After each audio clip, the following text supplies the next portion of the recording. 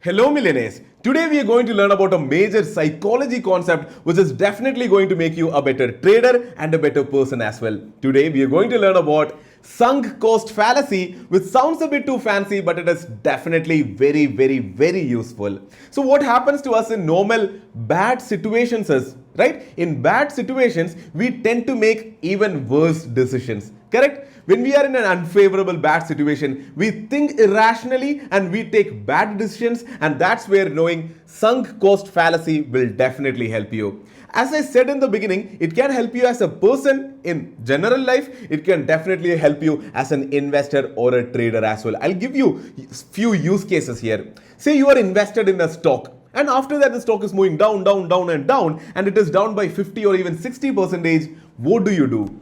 Normally, we can see a lot of people bringing in more money, averaging that stock. Correct? Even you would have considered that when the Adani stocks were going down. Correct? So, is averaging the right decision there? Let's understand that in today's video. Also, if you're a trader and if you're in an intraday trading position and your position is going into deep red, it's going down, and it's going into deep red, what do you do there? Even there, we can see people going in and averaging the position in hopes that they can come out with a few profit. Correct? Is that the right decision to take there? So the whole problem is, in bad situations, people tend to think irrationally and take bad decisions. Correct? Let's solve that. Let's put an end to that in today's video by learning this major psychology concept. It can be helpful for you as a trader and as a general person as well. Let's learn about sunk cost fallacy. So as you always do, make sure that you watch the video completely to learn about this. Let's get right into it. The name is Shariq Shamsuddin. Welcome to Market Feed.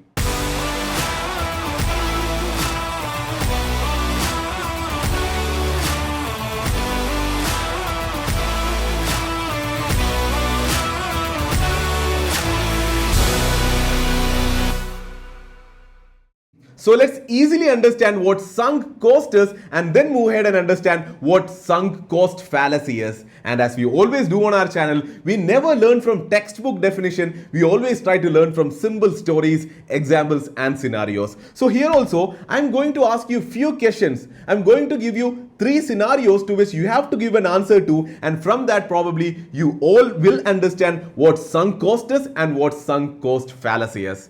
Are you ready? So as you always do, listen to the question, listen to the scenario very clearly. You can even pause the video for a bit and then have an honest answer in your mind. Even better, you can type it down in the comment section and then move ahead with the video. I hope you're ready. In that case, let's move ahead into the first scenario or the first question. So the first scenario is, assume that you are a businessman and you're starting up a new business, and you're starting up that business with all the savings that you had where you were working for the last 10 or 15 or 20 years. You had some savings and you are using all that money to start a new business. And when you're doing that, you're making it very grand. You're inviting all the people that you know, and you're starting that business in a grand manner. And say the business is really successful, but after 1 or 2 or 3 years, things are going very bad. The business is not performing as expected. In fact, it is eating away your money. The business is asking you to put in more money rather than generating revenue or profits for you. It's in a very bad shape.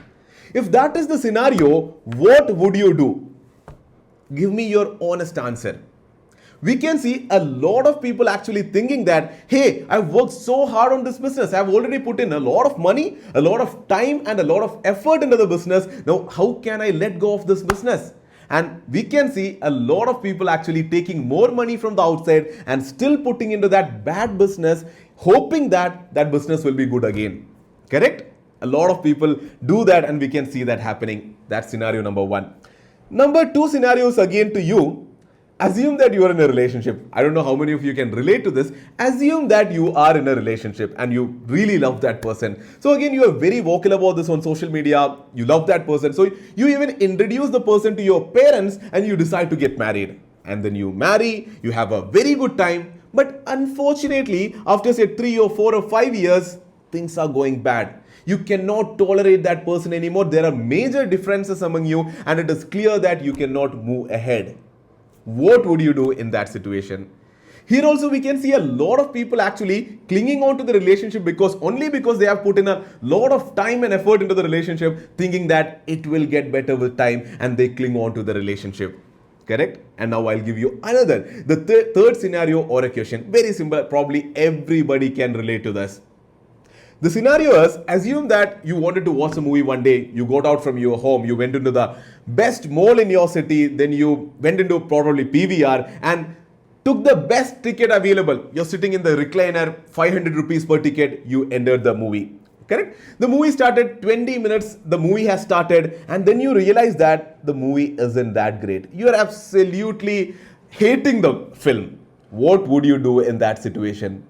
This is a classic example where all of you would say that, hey, you've already taken the effort of getting out from home, traveling to the mall, paying 500 rupees for the ticket and entering the hall, so that you'll probably think that I'll finish the movie. It's just another 2 hours, I'll just sit there and finish the movie.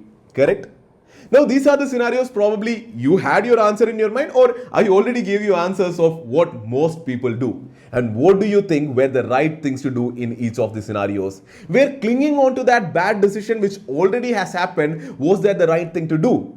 Now, this is what a sunk cost is, which is all these investments which were made earlier which can never be regained back. That is what a sunk cost is. So going by the textbook definition, sunk costs are investments that are already made which can never ever be regained. So these sunk costs should never influence your decision making. So I'll take the third scenario and give you the or explain it to you. Where what are the sunk costs there? The sunk costs there are the time, the effort and the money that you invested there. The time in getting out from your home, going to the movie theater, paying 500 rupees there, the money part, and then getting into the theater. Those are the sunk costs. Those are investments which are already made, which you will never ever get back. And now 20 minutes in the movie, you know it's bad and you know you should probably get out. But when you try to make a decision there, what influences your decision? To a normal person, these sunk costs make an influence. He thinks that, hey, I already spent so much time, I already paid 500 rupees, I'll spend the next 2 hours by probably, because I have made sunk costs, I'll probably spend the next 2 hours in the movie theater. But is that the best decision to take at that point of time? Absolutely no, right? So when you let sunk costs affect your decision making, that is what sunk cost fallacy is. You should never let sunk costs affect your decision making. Probably at that point of time, what you should have focused is on your future, the next 2 hours that you could have spent. So basically you're spending the next 2 hours in the movie theater watching a movie which you're hating. In that place, you should be probably getting out of the theater, moving back into your home, probably looking at multiple charts and prepare in becoming a better trader.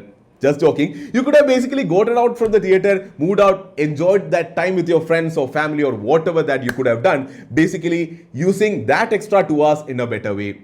I hope you're getting this. Now, I hope you understand that in multiple scenarios in life, we tend to rely on sunk costs and then take bad decisions. We saw 3 scenarios where a lot of people were taking bad decisions. So what is the solution here?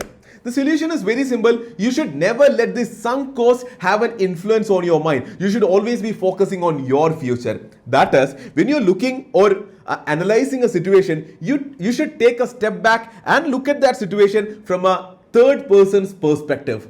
Understand? We'll take an example again, which is the first example that we took. That is, you're having a business which is definitely doing bad. So in that situation, you should take a step back and look at that business with a fresh person's perspective, a third person's perspective. You should analyze the business. You should ask the question, does that business make sense at this point of time? If it is making sense, then you can put in more money. I mean, the question is as simple as, will you start that business as a new business at that point of time? Forget that you have invested a lot of money, time and energy into it. Forget that and ask yourself, will you probably buy a situation under such a circumstance? If the answer is no, never ever put in more money into that business. So again, going by textbook definition, sunk cost fallacy is when you are emotionally attached to your sunk cost investments, you end up taking bad decisions based on them. That is, you should always be focusing on your great future than being emotionally attached to your bad past. If you do not do this, then you can make great decisions in life. The largest takeaway from this video should be this. Sunk cost fallacy leads you to take decisions not based on what is good for your future, but based on the desire that the bad investments made in the past should not go to waste. I hope you get that clearly. If not, you can listen to that again.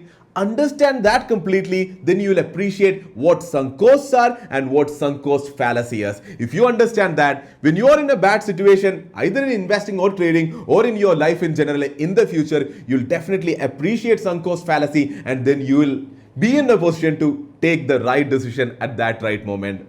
So I hope you understand what sunk cost and sunk cost fallacy is now. In that case, let's move ahead and quickly understand how we can actually use this in the world of stock market and trading. So the case with stock market participants is also very simple. You probably would have understood it by now. We already gave two scenarios in the introduction. One is you are heavily invested into a stock. Now it is coming down, down and down, and you do not know what to do. Similar is the case when you are in a trading position. For an example, you are in an intraday long position and the stock is coming down, down and down. In both the scenarios, you are in a bad situation and you do not know what to do. In most of the cases, we can see that what influenced the decision making is the time, the money, the energy that you have already put into that position or that stock. So thinking about that, now what you're thinking is, I've already invested so much money, I have to regain it back. So I'll put in more money so that I can average the position. So even if the stock moves up a bit, I can get out without much injury. Correct? That's how people think. But now, after understanding sunk cost fallacy, I hope you won't be thinking like that. How should you be thinking? You should take a step back. You should take a look at that stock or look at that trading position. You should ask yourself, where is that company or the stock standing now? Will I enter into a fresh position into that stock at this point of time? If the answer is yes, then go ahead and do that averaging thing that you are planning to do. If the answer is no, if the stock is not looking good now, or there is some bad news about the company and that is why it is moving down, there is absolutely no sense for you to enter into a fresh position and average it. I hope you're understanding it. Here also, it's perfect sunk cost fallacy. Normally, in the case of averaging, what leads to averaging is sunk cost fallacy, where they think that I've already invested so much money, time and energy in the stock, I've held on to it for a very long time. Let me average it so that I can get out with less injury. That shouldn't be the way you should be thinking. You should be thinking, hey, will I enter into a fresh position? Is this making sense now? If the answer is yes, is when you should enter. Otherwise, do not enter, do not average. It's as easy as that. So again, to make things even more clear, I would say you have already entered into that bad position and some of your money is already into that bad position, correct? And now you have more money in your hand. That's why you're considering averaging, right? This money can either be used to enter into an already existing bad position, or you can use this new money for entering into umpteen number of good positions out there. That is where this money can be used in a better way. Understood? I hope you absolutely understand this.